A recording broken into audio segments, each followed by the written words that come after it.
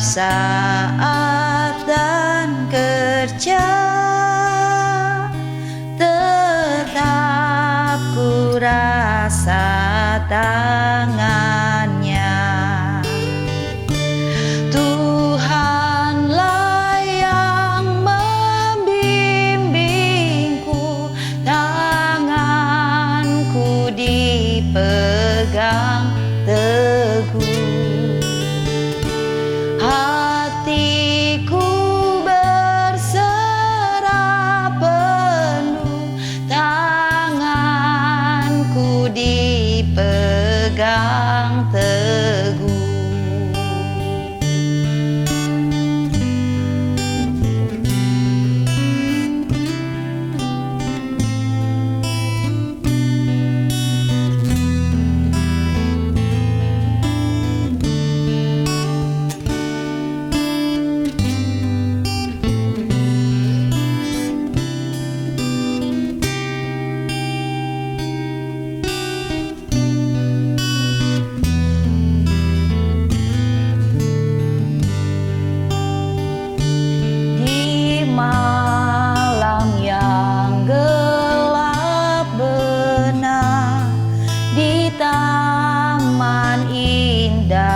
Dan segar di taufan dan di laut tenang,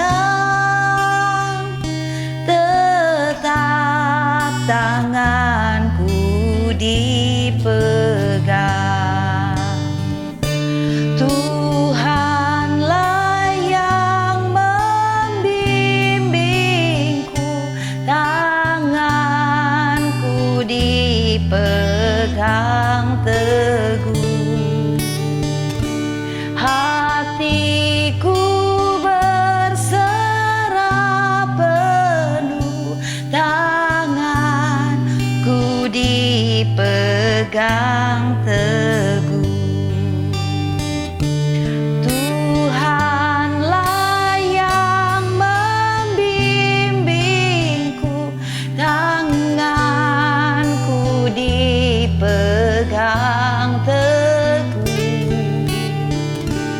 Hatiku berserah penuh, tanganku dipegang teguh. Tuhanlah yang membimbingku, tanganku dipegang teguh. Hatiku berserah penuh, tanganku dipegang teguh. Tanganku dipegang teguh. Tanganku dipegang teguh.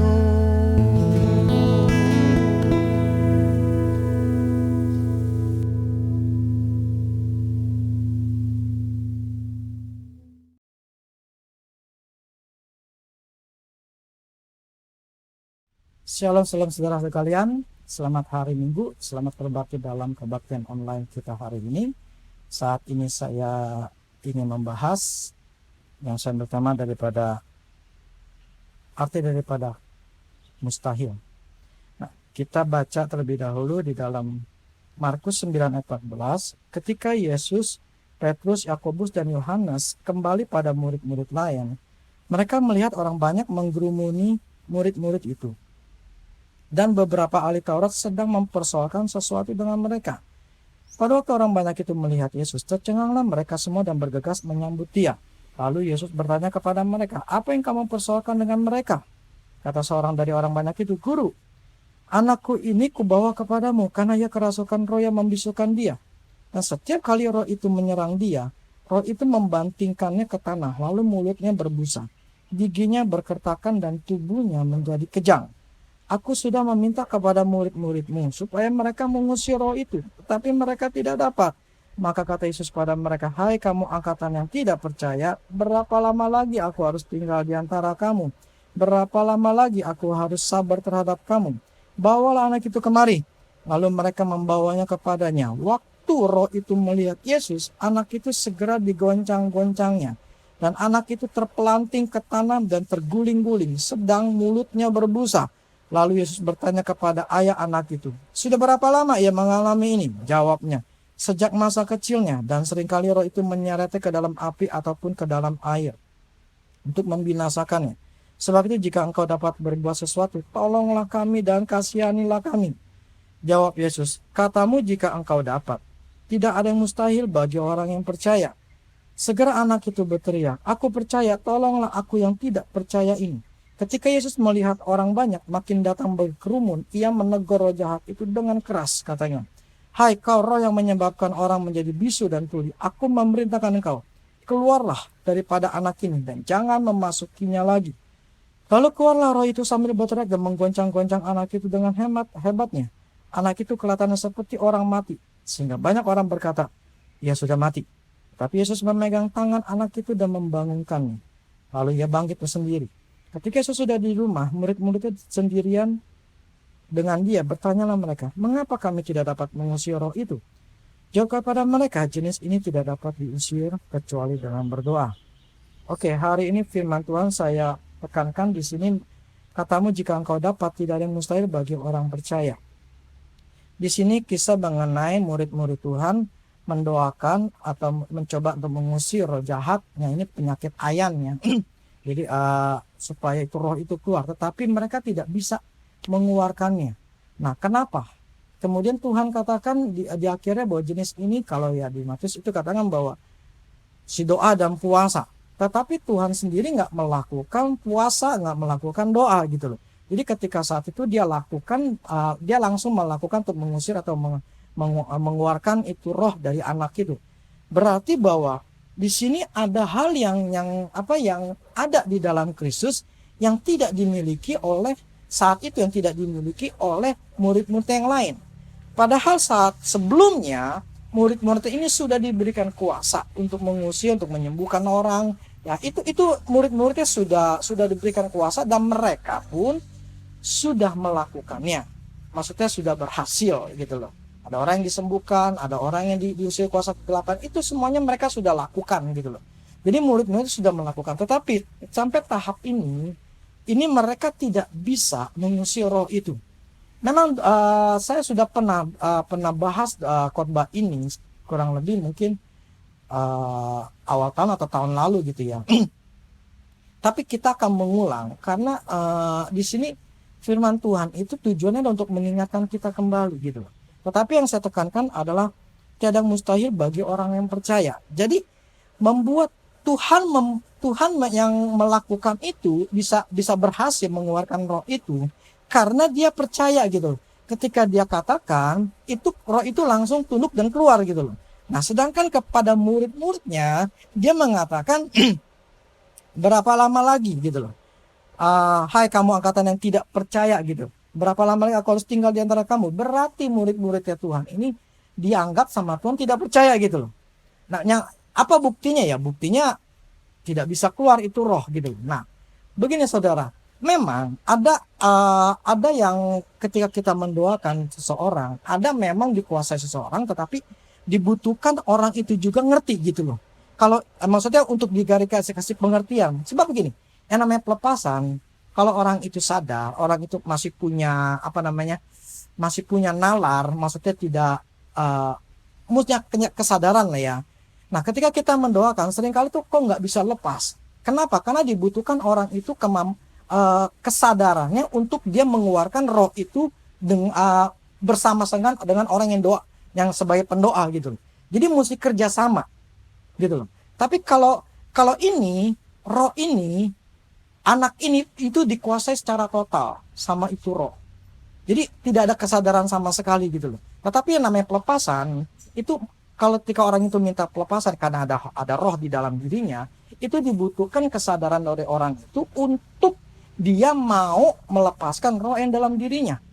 Ya, jadi selama kita pelayanan, ada yang mudah dan ada yang tidak mudah. Nah, yang mudah atau tidak mudah itu tergantung manusianya gitu loh. Kita sudah diberikan kuasa, kita diberikan power. Tetapi kalau manusianya sendiri ketika mau pelepasan, dia tidak punya niat, dia tidak punya keinginan yang kuat, itu roh tidak akan pernah bisa keluar gitu loh. Karena memang dibutuhkan kesadaran dia juga. Saya harus keluarin ini roh gitu loh. Karena dia sadar. Tetapi anak ini tidak sadar gitu loh. Total dia dikuasai sama roh gitu loh. Jadi beda gitu loh. Saya ingat sekali waktu itu kita pernah melayani seseorang. Itu dia dikuasai dengan roh maut. Nah, waktu itu di alam roh itu memang ada roh maut yang menguasai dia dan sekeluarganya gitu. Jadi satu keluarganya itu memang ya cuma dia sendiri. Jadi adiknya tuh semua udah pokoknya kakak semua itu udah pada meninggal gitu. Cuma dia sendiri. Nah, pada waktu kita mau doa pertama kali konseling sama saya, waktu itu terlihat memang ada roh maut, ada roh jahat yang begitu kuat sekali. Nah, itu dia punya kesadaran. Tapi saya tahu bahwa ini nggak mudah. Nggak mudahnya apa? Karena roh maut itu sangat kuat menguasai keluarganya. Jadi dibutuhkan dari dirinya sendiri itu harus ngebrontak untuk kutuk maut itu harus keluar dari tubuhnya. Nah, ini dia orang ini punya kesadaran gitu loh. Nah, kalau karena punya kesadaran, akhirnya saya katakan begini, ini cukup kuat. Jadi saya minta untuk puasa gitu loh. Kenapa tujuan puasa? Supaya dia fokus sama Tuhan. Bukan ke hal-hal yang lain gitu, fokus sama Tuhan. Supaya dia punya power untuk dia bisa melepaskan dirinya dari kuasa kegelapan. Nah, dia lakukan saya minta cuma 2 hari doang gitu. Cuman gak makan pagi doang. Nah, itu pun dia katakan waktu dia lakukan itu dia mengalami sakit gitu. Nah, tapi dia berusaha untuk tetap harus selesaikan puasa. Dan akhirnya ketika di hari Sabtunya ketika datang waktu kita doakan, itu saya kaget sekali, sangat mudah itu roh dikeluarkan dari tubuhnya. Padahal itu roh maut. Sedangkan ketika kita doain orang lain yang rohnya biasa, ya bukan roh maut, cuman arwah biasa, tapi setengah mati keluarinnya. Kenapa?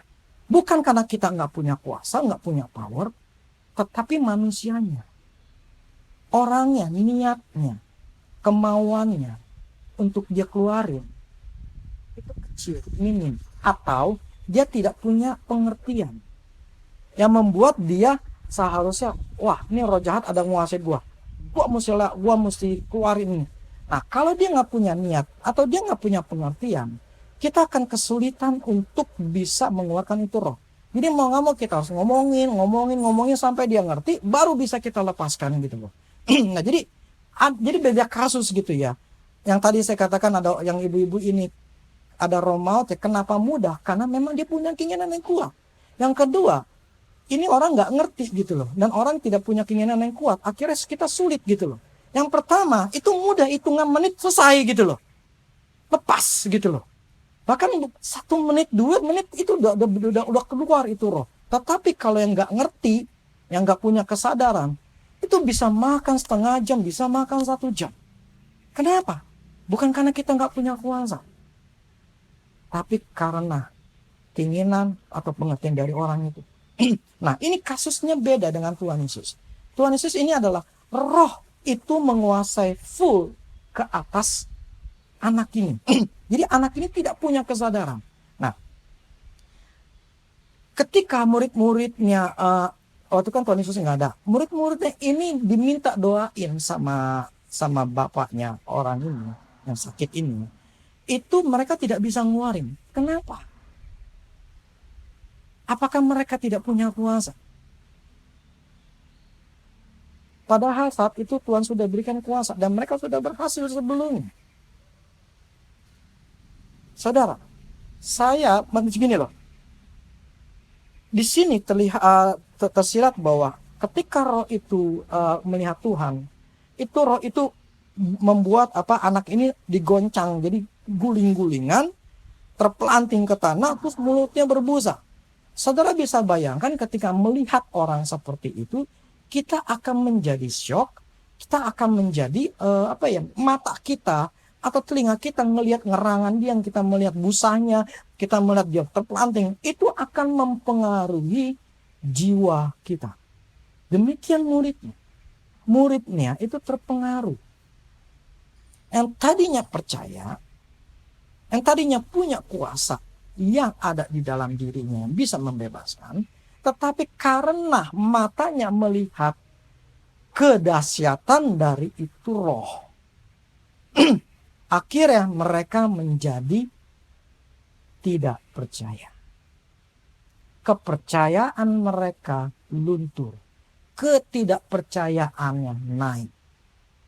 Jadi, yang membuat mereka tidak bisa mengeluarkan itu roh, bukan karena tidak punya kuasa, tetapi karena di sini Tuhan katakan karena tidak percaya.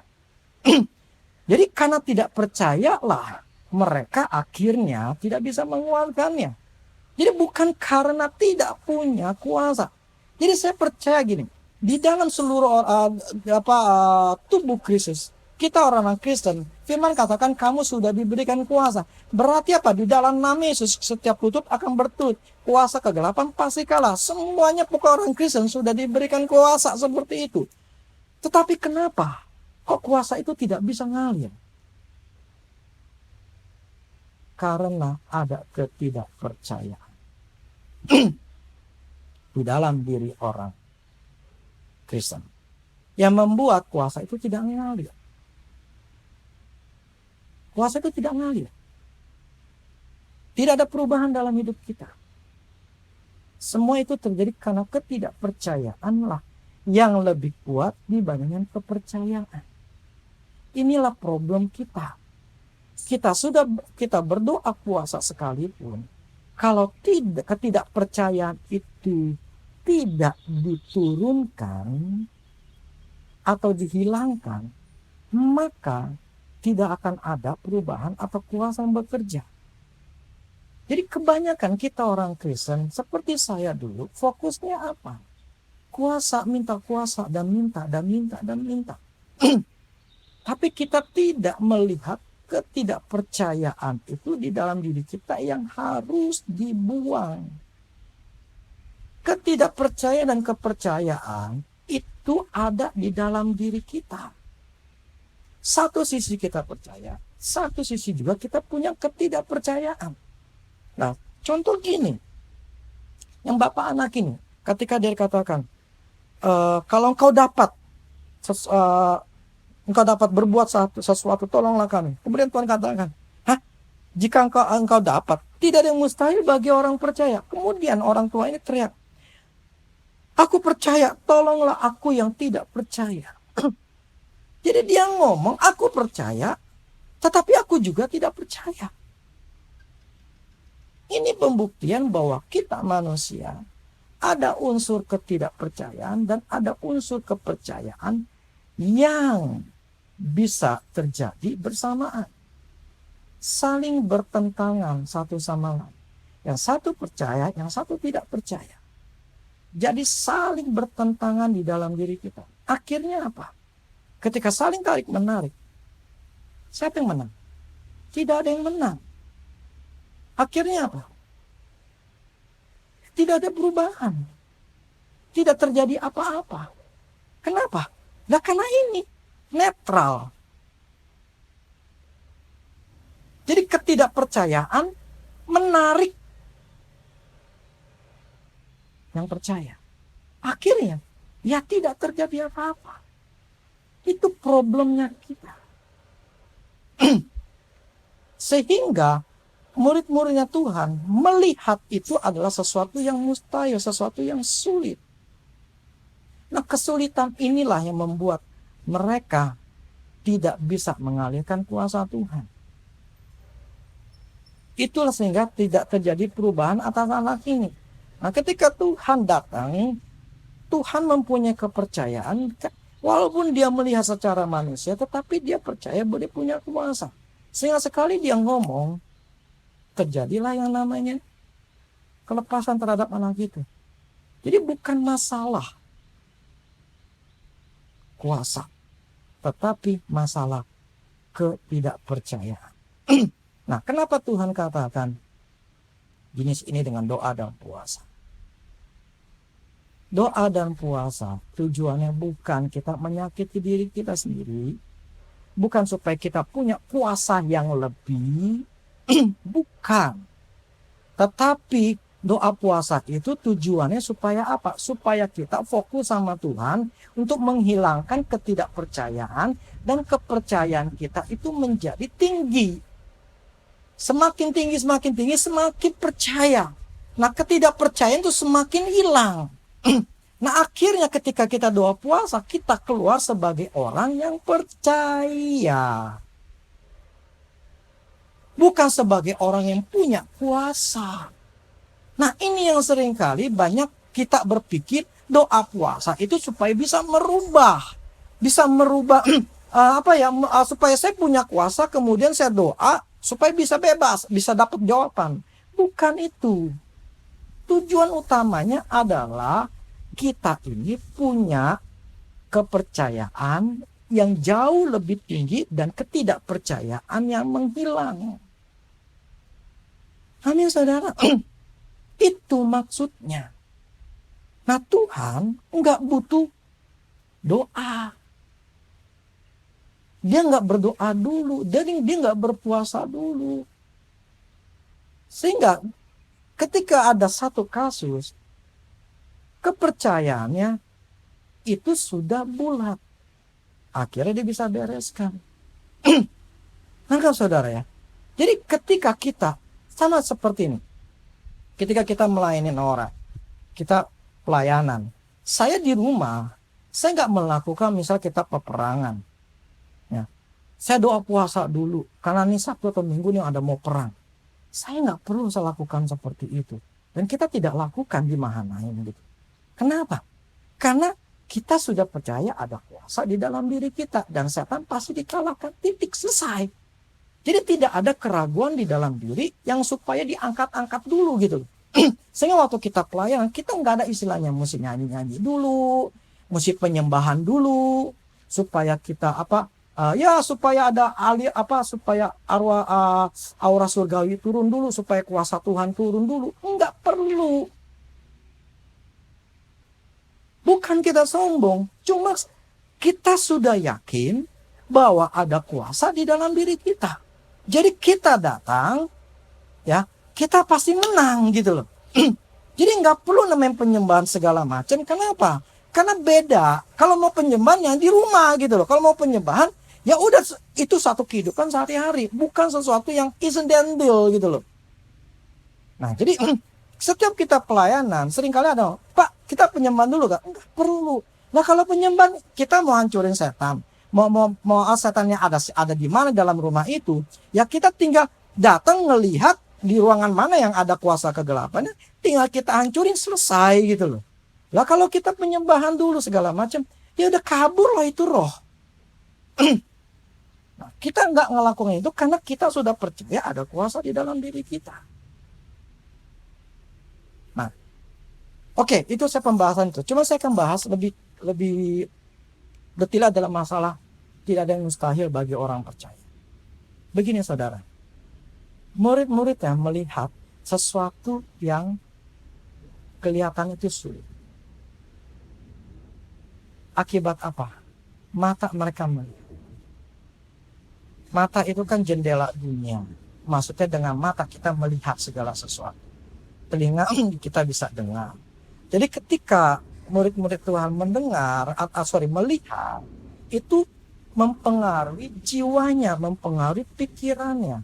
Mereka melihat ini adalah sesuatu hal yang sulit.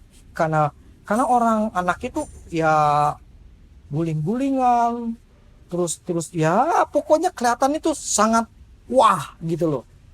Nah akhirnya mata mereka melihat, jiwa mereka melihat, berpikirlah wah ini menyeramkan, ini susah, dan akhirnya mereka kuasa itu tidak bisa mengalir. Nah ini problemnya saudara.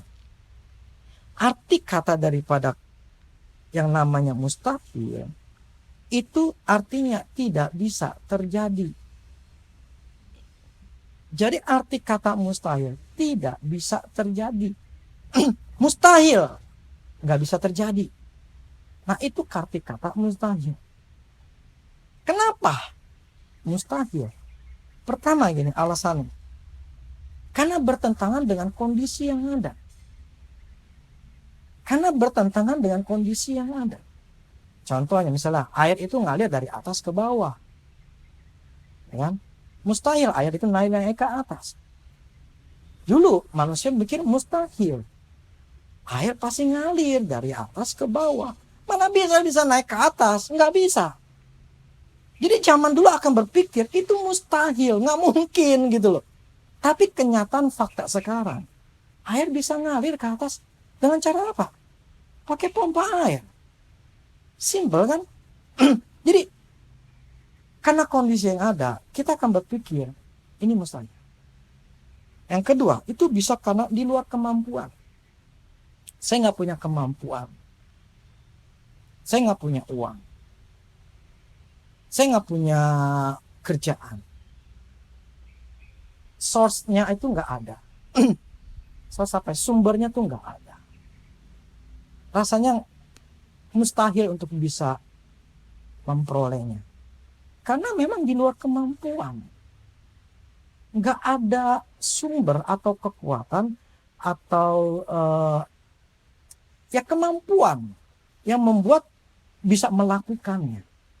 Nah, itu membuat kita akan berpikir nggak mungkin, nggak bisa. Nah, yang ketiga, kenapa kita menganggap ini tidak bisa terjadi? Terlalu sulit. Terlalu sulit. Mungkin punya kemampuan, mungkin punya uang, tapi terlalu sulit untuk dikerjain. Terlalu sulit. Kayaknya di luar kemampuan juga gitu. Jadi melihatnya bahwa itunya ada, source-nya ada, tetapi melihat ini terlalu sulit.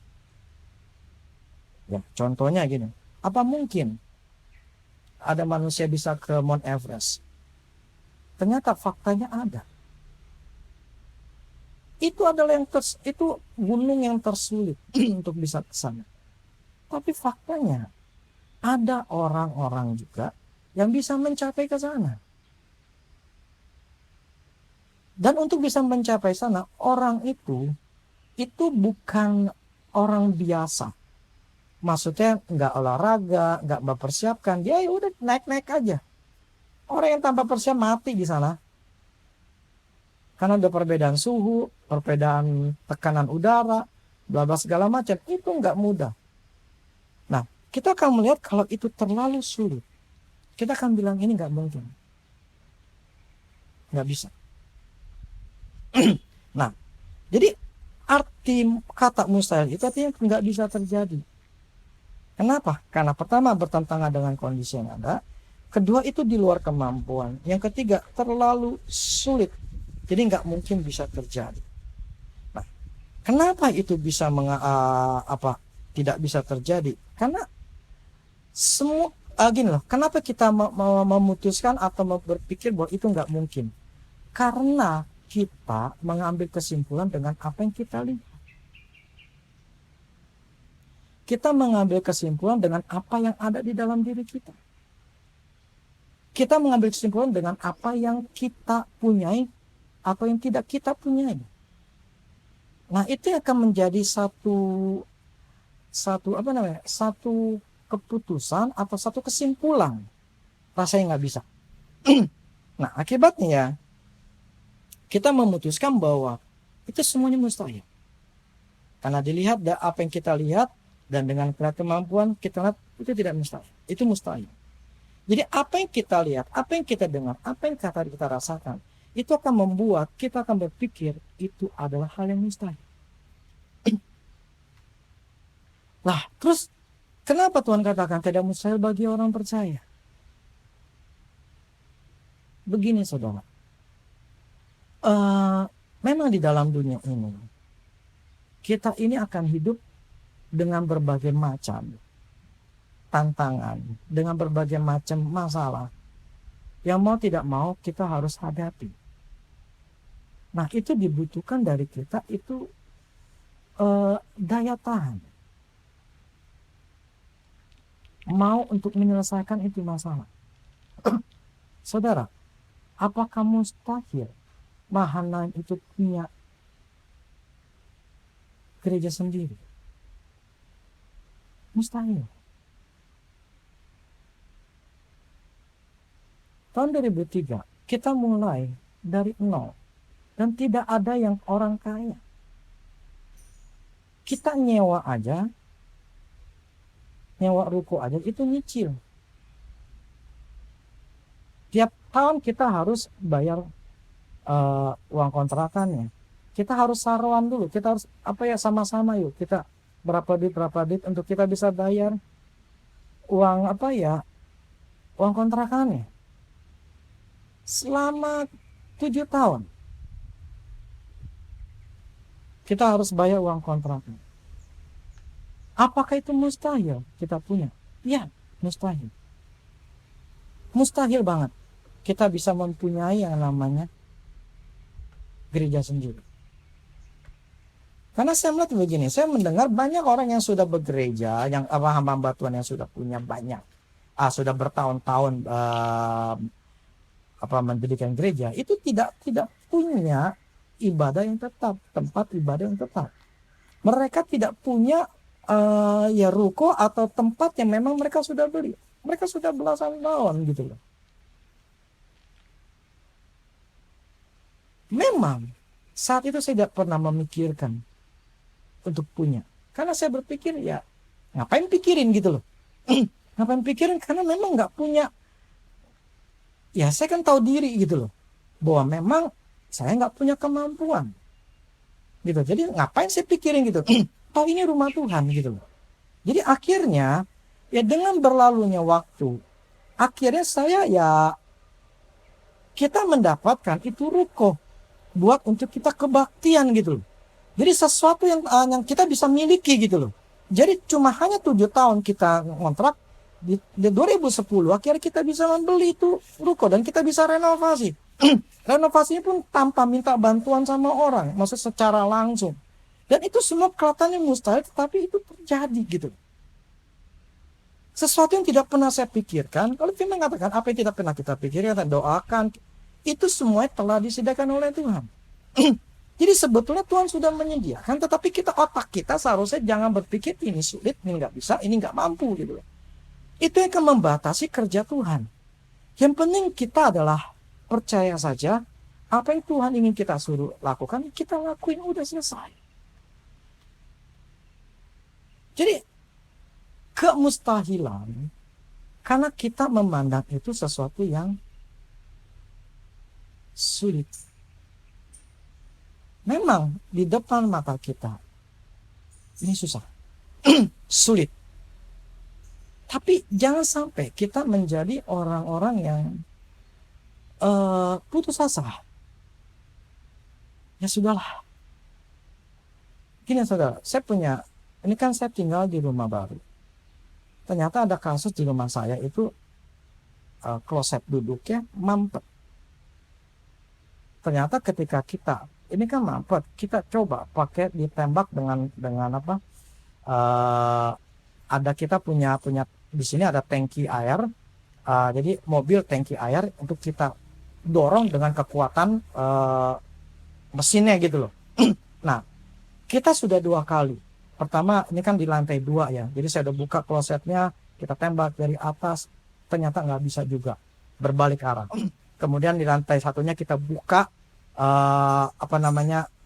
internetnya, plafonnya, kemudian kita masukin itu selang sampai ke dalam, ke temboknya gitu ya, jadi ke salurannya itu paling dalam, tembok itu sekitar 2,9 meter, kita masukin, kita tembak juga, nggak bisa juga.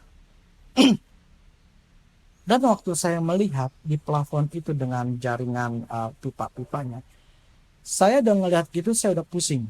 Saya melihat bahwa itu sangat sulit. Karena plafonnya itu pendek, cuman 20 sentian. Jadi paralon, dia kan pakai paralon besar 3 in, ada paralon 2,5 in, ada paralon yang namanya buat air. Itu saling melintang satu sama lain dan itu sangat sulit sekali untuk kita rubah. Jadi waktu itu saya udah pikir, waduh, ini mah susah banget. Kita buka ini, ada halangan ini. Kita buka itu, ada halangan ini. Kita buka ini. Jadi begitu banyak banget halangan-halangan atau apa ya, yang bikin ini susah gitu, bisa jadi kloset itu bisa ngalir gitu loh. Itu apalagi nggak mungkin saya bongkar keramik bawa lantai gitu, nggak mungkin gitu loh. Jadi mau nggak mau saya menyatukan dari kloset, itu kan kloset di kamar mandi anak saya, itu satuin ke kamar utama gitu loh. Saya mesti nyatuin, dan ketika nyatuin itu dengan jarak yang pendek, dengan jarak dengan berbagai macam peralon-peralon yang besar dan yang nggak bisa ditembus, dengan kemudian ada balokan balokan itu seperti betonannya. Itu ketika saya perhitungkan, waduh ini susah banget dan ini kayaknya sulit gitu loh. Makanya pada waktu saya berpikir, udahlah coba tembak lagi gitu. Nggak bisa juga. Mau nggak mau saya harus kerjakan. Dan bagaimana harus kerjakan dengan keadaan yang seperti itu? Nah inilah, mau tidak mau, ini masalah harus diselesaikan. Nggak mungkin. Ya udah nggak usah dipakai dah kamar mandi itu. Ya nggak mungkin lah. Saya harus selesaikan. Jadi maksud saya begini. Di dalam hidup kita itu pasti punya masalah. Kita ini pasti punya yang namanya penghalang-penghalang atau masalah-masalah yang harus kita hadapi. Dan itu memang kita tahu ini sulit, dan ini kayak di luar kemampuan kita. Ini bagaimana caranya? Itu kita pasti punya. Jadi saya punya saat itu, dan saya harus bisa selesaikan. Ya mau nggak mau saya harus selesaikan. Ya nggak bisa saya diamin. Ya udahlah, daripada pusing-pusing, udahlah diamin aja lah. Udah. Istilahnya saya putus asa, kemudian udahlah ngapain beresin kayak gini. Tuh udah nggak mungkin kok, udah nggak bisa. Tapi kan ini masalah nggak mungkin saya diamkan. Jadi mau tidak mau saya harus berpikir pakai otak sama tukang saya. Jadi saya harus berpikir nih bagaimana cara mengatasi. Oke, ini kita cabut. Nah kita cabut ini ternyata nggak mudah. Karena ini pendek. Mau nggak mau kita yang lama kita mesti bongkar dulu peralonnya. Dan kalau kita bongkar paralon ada resikonya nanti bisa pecah. Jadi ada berbagai macam. Jadi satu masalah itu dengan berbagai macam anak-anak masalah gitu loh. Dan itu yang saya harus selesaikan, masalah anak-anak masalah gitu loh. Dan itu enggak satu, dan itu enggak dua, dan itu enggak tiga, itu ada belasan. Dari ujung satu ke ujung satu. Saya harus nyambungin. Dan untuk nyambung dari sini ke sini, itu begitu banyak sekali yang namanya masalah. Tetapi mau tidak mau, apalagi saya sebagai kepala rumah tangga, saya harus bisa membereskan ini masalah. Nggak mungkin saya diamkan. Artinya kita dalam hidup kita ada masalah-masalah yang tidak bisa kita diamkan. Jadi masalah itu harus kita bereskan. Nah ini yang seringkali kita berpikir, ini sulit, ini mustahil untuk ngelakuin, ini nggak mungkin lah, ini segala macam. Tetapi kita harus berpikir juga bahwa ini harus selesai, nggak bisa didiamin. Contoh dalam keuangan, kita sekarang lagi keadaan nggak punya uang, karena dalam krisis ini ya banyak orang jadi pengeluaran pendapatan yang menurun. Kemudian kita ya udahlah Tuhan, kemudian cuman hanya doa doang, cuman hanya minta doa Tuhan sama doang, minta sama Tuhan, tapi kita tidak melakukan apa-apa gitu. Gimana bisa? Masalah yang ada kita harus bereskan, walaupun itu begitu susah untuk kita bisa dapatkan. Tapi mau tidak mau kita harus cari akal, kita harus cari berpikir bagaimana cara kita bisa menyelesaikan. Itulah maksudnya, tidak ada yang mustahil bagi orang percaya. Artinya apa? Semuanya itu bisa diselesaikan asal kita percaya. Nah, problemnya kita ini banyak orang Kristen, kita cuma pinternya doa doang. Pinternya kita adalah minta-minta. Itu kepintaran kita. Datang ke Tuhan itu dengan berdoa, meminta-minta. Kita pinter banget gitu loh kalau dalam hal ini. Tetapi kita blow on sekali dengan tindakan. Kita minim sekali dengan tindakan. Apa yang harus kita lakukan. Setiap hidup kita. Contoh kemarin saya punya masalah lagi. Ya saya harus bereskan masalah ini bagaimana caranya. Walaupun saya berpikir, aduh gimana Tuhan, ini susah, sulit. Tetapi ya saya mau nggak mau saya harus selesaikan. Saya mau nggak mau harus cari jalan keluar. Kalau nggak bisa dong, saya cuma hanya diam doang. Cuman Tuhan tolonglah, berikan saya jalan, berikan saya jalan. Tetapi saya nggak ada tindakan. Ya omong kosong, nggak akan terjadi apa-apa gitu loh. Jadi seringkali gini, kita orang Kristen, ya orang punya otak dikit gitu loh. Kita harus punya pikiran dikit juga gitu. Jangan cuma hanya doa doang gitu. Kita harus punya tindakan, nggak cuma hanya diam di rumah, nggak cuma hanya ya Tuhan hanya berserah doang sama Tuhan, ya. Kemudian tidak mau melakukan hal-hal yang lain gitu loh. Nah ini problemnya. Kita menjadi malas untuk melakukan tindakan. Kita cuma hanya bisa berdoa dan meminta, pasrah, dan ya sudahlah, bersyukur aja. Oke, bersyukur. Tetapi ya kadang tidak akan berubah gitu loh. Jadi saya melihat gini, Tuhan itu kerja kalau kita melangkah. Jadi beriringan. Kita bertindak, Tuhan akan bertindak. Kita diam, Tuhan diam. Iman tanpa tindakan adalah mati. Kita punya iman, tapi gak punya tindakan. Ya tidak akan terjadi apa-apa.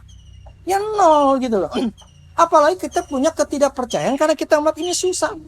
Gue mau ngelakuin apa lagi? Gue gak punya duit aja pas-pasan. Yang apalagi gue bisa lakuin karena gue gak punya apa-apa. Gue cuma hanya buat survive doang. Ya udah. Kalau kau berpikir seperti ya sudah begitu. Tapi kan kita sebagai laki-laki, ya harus bisa ngatasin masalah ini. Yang mau tidak mau, kita harus hadapi dan kita harus bereskan. Lengkap saudara. Ini yang kita harus punya otak gitu. Makanya si Napoleon Bonaparte, ini saya baca sebuah artikel, dia ngomong begini. Mustahil adalah kata yang akan ditemukan hanya dalam kamus orang bodoh. Mustahil adalah kata yang ditemukan hanya dalam kamus orang bodoh. Jadi orang bodoh, orang blow on, punya kamus yang namanya mustahil. Apakah kita salah satu pendengar adalah orang bodoh? Yang selalu mengatakan ini mustahil? Napoleon adalah orang hebat. Dia adalah orang hebat. Dia bisa menaklukkan banyak hal. Walaupun kelihatannya susah. Tetapi dia punya keyakinan seperti itu.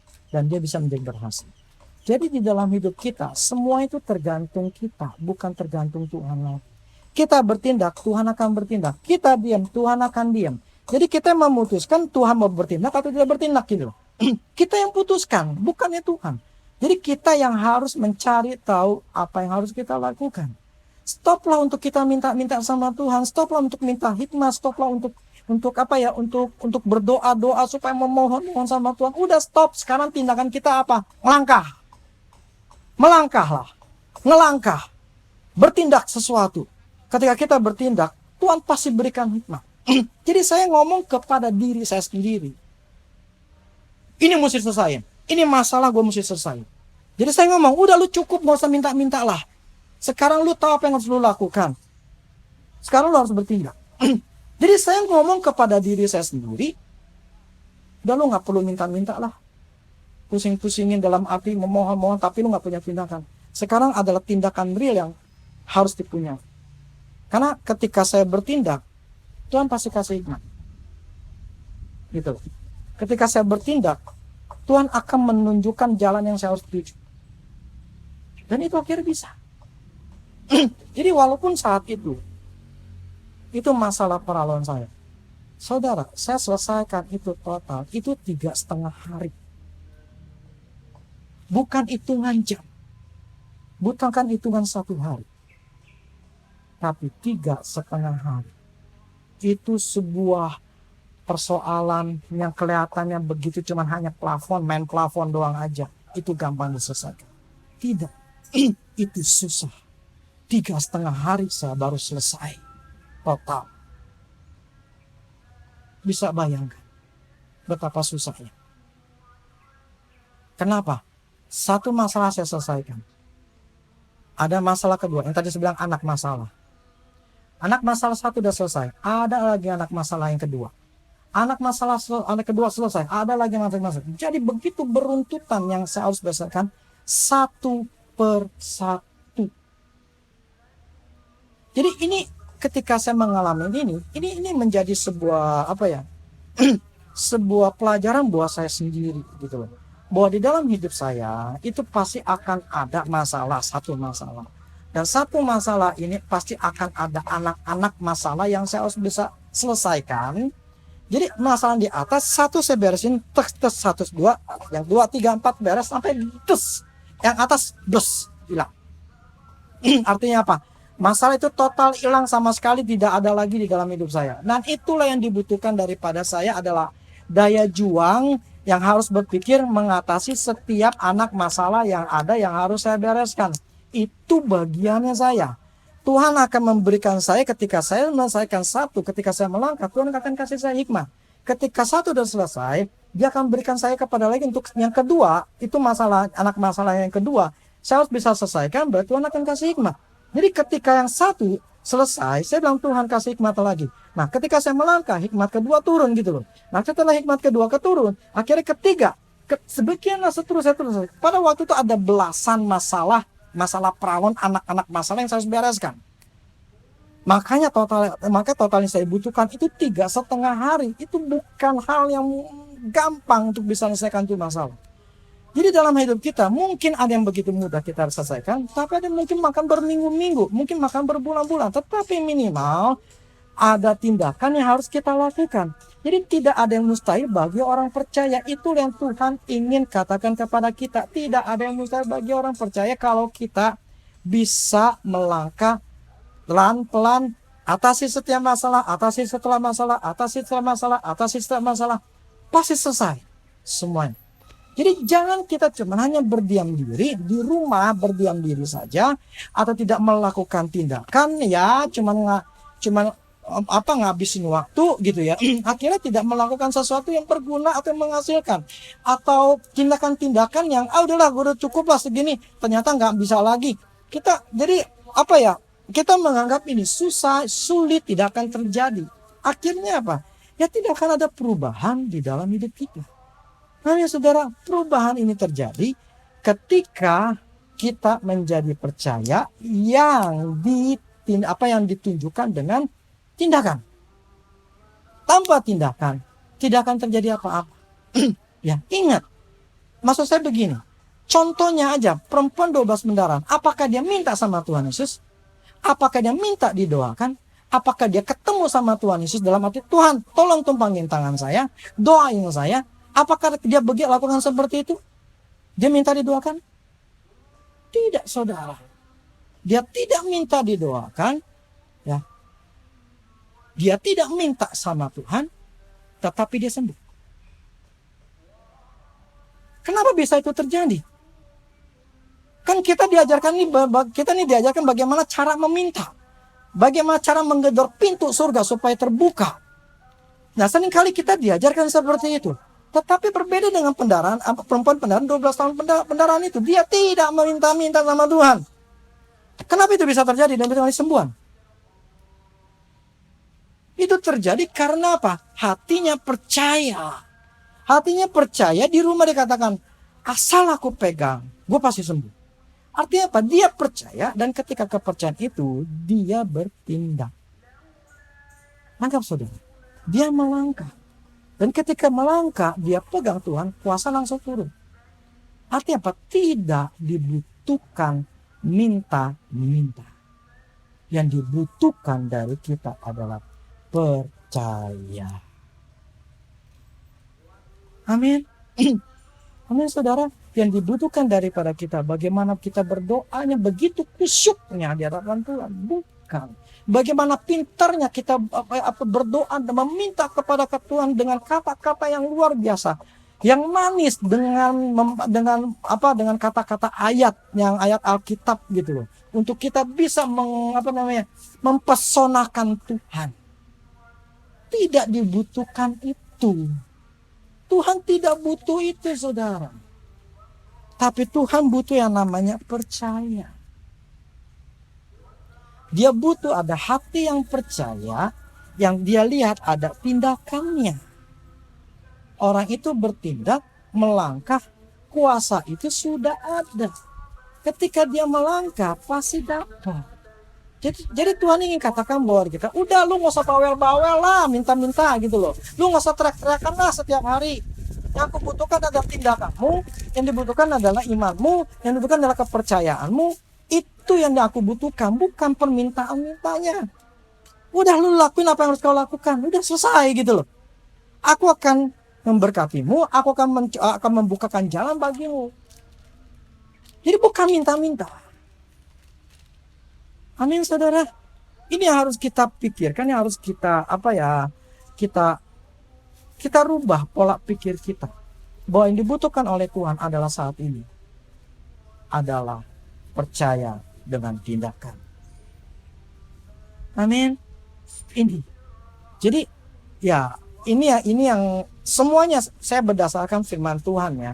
Saya bukan berdasarkan analisa saya sendiri, tetapi ini berdasarkan firman Tuhan. Jadi kalau ada kalau memang ada hamba Tuhan yang ngajak untuk minta-minta, itu terserah gitu loh. Dan saudara masih mau minta-minta dengan cara mengikuti, itu pun juga terserah gitu. Cuman bagi saya mengambil keputusan bahwa saya tidak perlu melakukan hal itu. Jadi yang saya butuhkan adalah bagaimana ketidakpercayaan saya itu harus semakin turun, kepercayaan saya semakin tinggi. Jadi ketika saya melangkah, saya percaya bahwa Tuhan pasti memberkati saya. Ketika saya melangkah, saya pasti tahu bahwa Tuhan akan memberikan hikmat pada saya. Ketika saya melangkah, saya percaya Tuhan akan menyertai saya. Itu aja, titik. Amin, saudara. Jadi saya nggak pusing tiap hari itu dengan meminta sama Tuhan, tapi doing nothing, atau tidak melakukan apapun juga. Jadi itu prinsip saya sekarang. Dulu saya selalu minta-minta, tapi sekarang saya nggak mau pusing kayak begitu lagi. Yang penting saya melangkah, ada masalah harus selesaikan. Mau tidak mau saya harus selesaikan. Kenapa? Karena ini tanggung jawabnya saya. Harus selesai. Dan saya tahu setiap ada penyelesaian itu pasti punya ada anak-anak masalah yang saya harus bereskan satu persatu sampai itu jebol semuanya. Dan akhirnya saya bisa bebas dari masalah itu. Jadi itu bukan hal yang mudah. Jadi butuh namanya perjuangan, persistence, daya juang, daya tahan yang harus kita punya.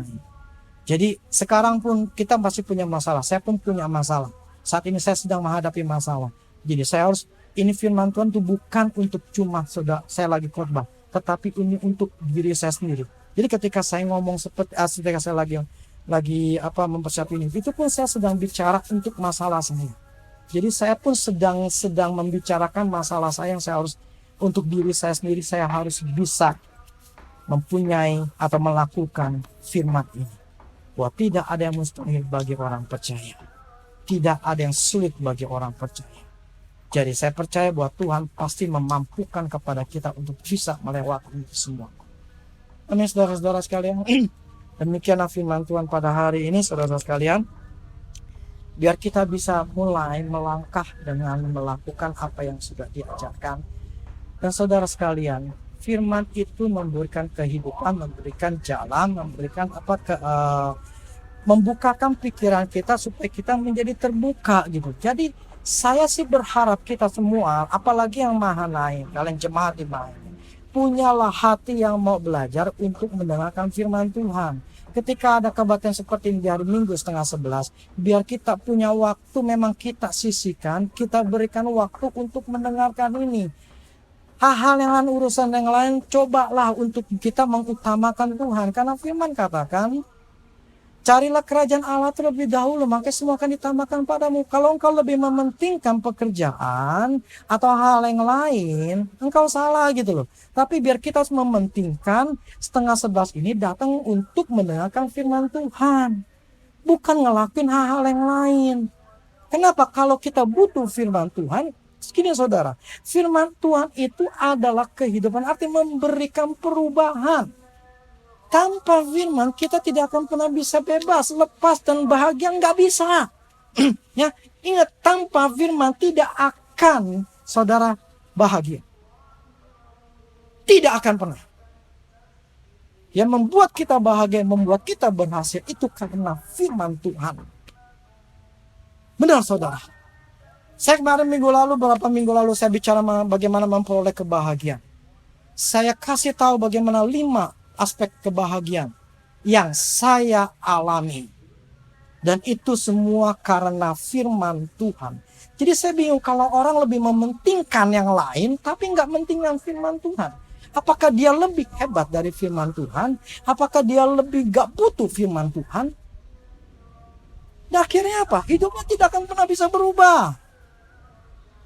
Saya menjaga hidup saya untuk sesuai dengan firman Tuhan. Kenapa? Karena saya tidak mau susah. Saya ingin selalu bahagia terus. Saya ingin selalu bahagia terus. Dan saya tahu itu jawaban ada di firman Tuhan. Jawabannya cuma hanya ada di firman Tuhan. Nggak ada di tempat lain. Nggak ada. Makanya ke tempat lain kita ngurusin ini, ngurusin. Udah stop itu dulu semua gitu. Dengarin firman Tuhan. Karena ini akan memberikan kau kebahagiaan. Kalau kita anggap ini lebih baik, lebih bagus, lebih berharga.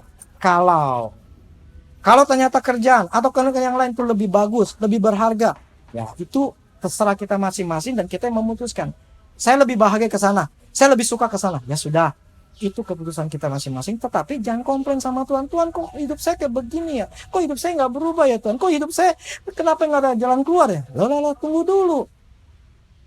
Lu ngikutin firman Tuhan nggak? Lu diajarin ngelakuin apa enggak? Gitu loh. Tuhan nggak pernah memberikan orang-orang khusus atau anak-anak emas, nggak ada gitu loh. Semuanya diberikan orang itu sesuai dengan apa yang dipercayai.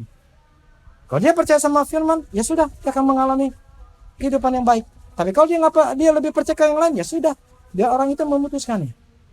Jadi saya berpikir bahwa Tuhan itu fair, Tuhan itu adil. Amin saudara. Jadi saya berharap punyalah hati haus dan lapar, utamakan Tuhan, kepentingan Tuhan, jauh dibandingkan urusan-urusan yang lain. Karena saya tahu ada orang-orang yang tidak mendengarkan. Jadi cobalah utamakan di 10:30 setiap hari Minggu untuk kita mendengarkan firman Tuhan ini. Amin saudara. Oke, sebelumnya kita berdoa. Bapa surga, terima kasih untuk kebenaran firman-Mu Tuhan. Ajar kami untuk bisa mengerti bahwa kemustahilan itu kami bisa lewati asal kami percaya. Kami tahu akan banyak ada masalah-masalah dalam hidup kami yang harus kami hadapi dan kami selesaikan. Tetapi satu hal yang kami percaya bahwa ketika kami melangkah, setiap masalah itu pasti Kau berikan hikmat pengertian untuk Kau bisa bereskan satu persatu sehingga semua ini bisa berhasil. Terima kasih Tuhan Yesus, terima kasih. Bila saya kebenaran firman-Mu Tuhan, itu akan menjadi berkat buat kami semuanya. Di dalam nama Yesus kami berdoa ucap syukur. Terima kasih Tuhan. Dalam nama Yesus. Amin. Demikian saudara sekalian, biarlah kita firman Tuhan ini menjadi berkat bagi kita semua. Amin. Tuhan Yesus memberkati. Kita akan ketemu lagi minggu depan.